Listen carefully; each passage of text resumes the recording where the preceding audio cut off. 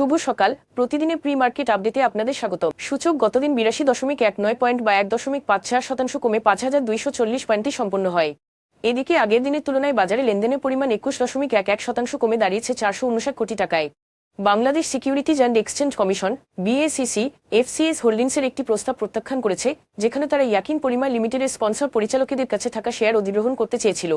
প্রস্তাবটি বাতিল করা হয় কারণ খেলাপি ঋণের সঙ্গে সংশ্লিষ্ট প্রয়োজনীয় নো অবজেকশন সার্টিফিকেট এনওসি জমা দেওয়া হয়নি।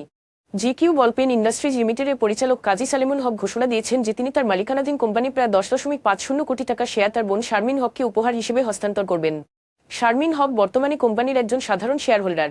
এর মাধ্যমে পরিবারের মধ্যেই মালিকানার একটি অংশ স্থানান্তর হবে। ন্যাশনাল ফিড মিলস লিমিটেডের অডিটর বেশ কয়েকটি অনিয়ম শনাক্ত করেছেন। এর মধ্যে রয়েছে ক্রয় কম দেখানো, মুনাফা বেশি দেখানো, আর্থিক ব্যয় কম দেখানো, শ্রমিকদের অংশগ্রহণ তহবিলে বকেয়া অবদান এবং অনাদায়ী লভ্যাংশের হিসাবে ঘাটতি। দেশের ব্যাংকগুলোতে গত বছরের শেষে মোট আমানতের পরিমাণ দাঁড়িয়েছে প্রায় 21 লাখ কোটি টাকা, যা গত 5 বছরের মধ্যে সর্বোচ্চ। এখন এ পর্যন্তই। বিকেলে আবারও আসছি শেয়ার বাজারের সর্বশেষ আপডেট নিয়ে। ধন্যবাদ।